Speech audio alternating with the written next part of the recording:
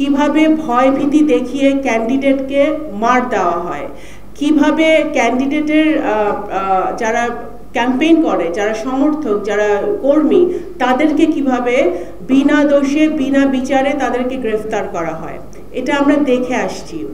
এবং 2008-এর নির্বাচনও অনেকে বলে সুষ্ঠু হয়েছে, কিন্তু সেখানেও কিন্তু একটা সূক্ষ্ম কারচুপির মতো হয়েছে বলে অনেকে একটা স্কুল অফ থট আছে। আমরা যেটা বলতে চাই যে আজকে যদি নির্বাচনটাকে সুষ্ঠু করতে হয়, প্রথমে নির্বাচন কমিশনটাকে স্বাধীন, মানে ইন্টেনশনটা থাকতে হবে স্টেক হোল্ডার কারা কারা। 1 নম্বর নির্বাচন কমিশন, 2 নম্বর পলিটিক্যাল পার্টিস, 3 নম্বর ভোটার, এবং যেই সরকারের অধীনে এই নির্বাচনটা হবে, নেক্সট নির্বাচন, এই বর্তমান প্রফেসর ইউনূসের সরকার। এই চারটা স্টেক হোল্ডার এবং অ্যাডমিনিস্ট্রেশন। RICL TMX, যুগের পর যুগ স্থাপনা থাকে মজবুত। এরা যদি ইন্টেনশন থাকে যে আমি, এই যে একজন বললেন, আমাদের একজন চলে গেছেন খেলাফত মজলিসের একজন নেতা, উনি বলে গেলেন যে জুলাই সনদ বাস্তবায়ন না হলে সুষ্ঠু নির্বাচন হবে না। ভাই, আমি আপনাদেরকে বলে দিতে পারি, আপনারা সব বাস্তবায়ন করলেন, ঐক্যমত কমিশনে ধরে নেন যে সবাই সব কিছুতে একমত, তারপরেও নির্বাচন ঠিক মতো হবে না বা হওয়ার শঙ্কা থাকবে যদি যারা স্টেক হোল্ডারদের যদি ইন্টেনশন থাকে উল্টাপাল্টা করার। এটা অবশ্যই হবে, কারণ ডাকসু নির্বাচন নিয়ে অনেকে কথা বলেছেন। ডাকসু নির্বাচন নিয়ে আমি একটা কথা বলতে চাই, আমি হার জিত নিয়ে কথা বলতে চাই না, কোন দল জিতেছে কোন দল হেরেছে এটা না।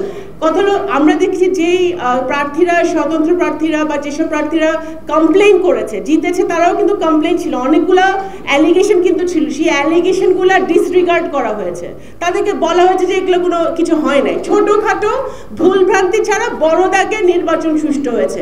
ভাই, ছোটোখাটো ভুলভ্রান্তি যখন হয় তখনই বড় দাগে ওইটা এফেক্টটা পড়ে, তখনই একটা ক্যান্ডিডেটের হার জিত নির্ভর করে যখন ছোটোখাটো ভুলভ্রান্তিগুলোকে ডিসরিগার্ড করা হয়, তাদের ওগুলোকে দেখা হয় না।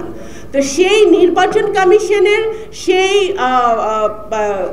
মানে ইকুইপড নাকি বর্তমান নির্বাচন কমিশন, অতটুক তারা শক্তিশালী নাকি, অতটুক তারা ইন্ডিপেন্ডেন্ট নাকি, যে সকল দলের, বড় দল হোক, ছোট দল হোক, মাঝারি দল হোক, কোনো দলের মানে থেকে, প্রেশার থেকে, উপরে থেকে একটা লেভেল প্লেইং ফিল্ড তৈরি করে একটি নির্বাচন, তারা সুষ্ঠু নির্বাচন তারা দিতে পারবে, সেইটা আগে তাদেরকে এনশিওর করতে হবে। এবং তারা এনশিওর কিভাবে করছে আমি জানি না, তারা বলতেছে একটা যেটা সিসিটিভির কথা আসছে, সিসিটিভি তো থাকতেই হবে ভাই। সিসিটিভি না থাকলে এই যে ব্যালট বাক্স তুলে নিয়ে যাওয়া, মহড়া দেওয়া, এই যে সশস্ত্র, আমরা সশস্ত্র নির্বাচন দেখছি, আমরা দেখছি যে সরকারি দল অস্ত্র নিয়ে ঢুকে গেছে কেন্দ্রের ভিতরে। তো এগুলা আপনারা কিভাবে ট্যাকেল দিবেন? তারপরে নির্বাচন কমিশন যদি বিকাল 4টার সময় বলে যে বড় দাগে নির্বাচন সুষ্ঠু হয়েছে, তাহলে সেই নির্বাচন তো যে প্রার্থী, আর আমরা যারা নারী প্রার্থী ভাই, আমাদের জন্য ইটস ভেরি ডিফিকাল্ট বিকজ, কারণ প্রথম কথা, আপনি নির্বাচনে আছেন, আপনি অ্যাট পার, আপনার যে পুরুষ ক্যান্ডিডেট যারা থাকে মাঠে, তাদের সাথে একই সমকক্ষভাবে আপনার লড়তে হচ্ছে। যদি আপনি লেভেল প্লেইং ফিল্ড না পান, যদি রাজনৈতিক আপনার নিজের দল আপনাকে সেই সাপোর্টটা না দেয়, নির্বাচন কমিশন এবং সরকারের থেকেও সেই সাপোর্টটা না থাকে, অ্যাডমিনিস্ট্রেশন থেকে একটা নিউট্রাল একটা অবস্থান না থাকে, তখন কিন্তু খুব ডিফিকাল্ট হয়ে যায়। আমি নারীদের কথাটা আনলাম কারণ নারীদের কথা নিয়ে এটা হচ্ছিল, এটা একজন আপা তুলেছেন এই কথাটা, এবং সালাউদ্দিন ভাই আমাদের স্ট্যান্ডিং কমিটির মেম্বারের জবাবটা দিয়ে গেছেন। আমি এটা জাস্ট অ্যাড করতে চাই, আমি আগেও নাগরিক কোয়ালিশনের প্রোগ্রামেও এটা একবার বলেছি।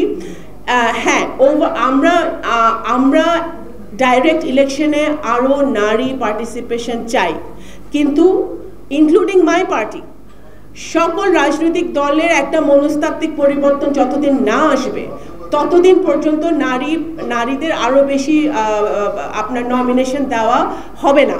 এটাই বাস্তবতা, এটা আপনাদের মানতে হবে।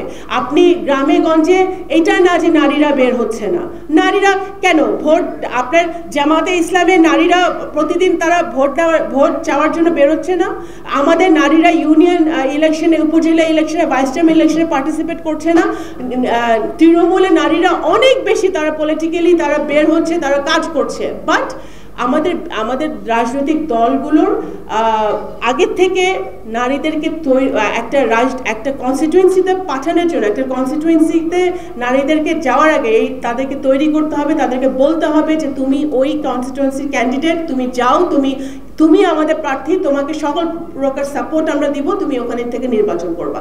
তাহলে সে কর্মী তৈরি করার সুযোগ পাবে, সে কাজ করার সুযোগ পাবে, সে ভোটারদের মন জয় করার সুযোগ পাবে। সেইটা পর্যন্ত সেটার জন্য আমাদের অপেক্ষা করতে হবে। That is a reality, overnight হবে না। এটা আমরা যত কথায়, but the good part is যে ডিসকাশনটা থাকতে হবে টেবিলে। ডিসকাশনটা যত বেশি থাকবে তত বেশি আমাদের ভবিষ্যতে এটার একটা পজিটিভ একটা আউটকাম হওয়ার সম্ভাবনা আছে। আরেকটা যেটা আর বলতে চাই, যে এটা শেষ করে দিতে যাচ্ছে, আমি বাড়াবো না, যে আমরা বাংলাদেশ জাতীয়তাবাদী দল আমরা দেখেছি যে নির্বাচনে এই যে জোর করে নির্বাচন নেওয়ার যা ঘটনা যা ঘটেছে বিগত দিনে, সেটা আমরা দেখেছি, সেটা আমরা ভুক্তভোগী। আমরা সেই জায়গাটায় ফিরে যেতে চাই না। আমাদের ঐক্য, আমাদের দ্বিমত থাকবে, বিভিন্ন মত থাকবে, that is the beauty of democracy. কিন্তু আমাদের ভালো নির্বাচন চাই, সুষ্ঠু নির্বাচন চাই, এবং একটি সুষ্ঠু নির্বাচনের মাধ্যমে একটি স্বচ্ছ একটা সরকার আসবে, পার্লামেন্ট আসবে, সেটা সবাই একমত। সেই দিক থেকে আমি মনে করি যে নাগরিক সমাজের যেরকম দায়িত্ব আছে, রাজনৈতিক দলগুলোর দায়িত্ব আছে, এবং সবচেয়ে বড় কথা, ইলেকশন কমিশন কতটুকু নিউট্রাল ভূমিকা পালন করতে পারছে এবং কারো প্রেসারে তারা এদিক ওদিক টেলে যাচ্ছে নাকি, সেটা এনশিওর করাটা অত্যন্ত গুরুত্বপূর্ণ। সেই দিকে আমাদের নজর দিতে হবে।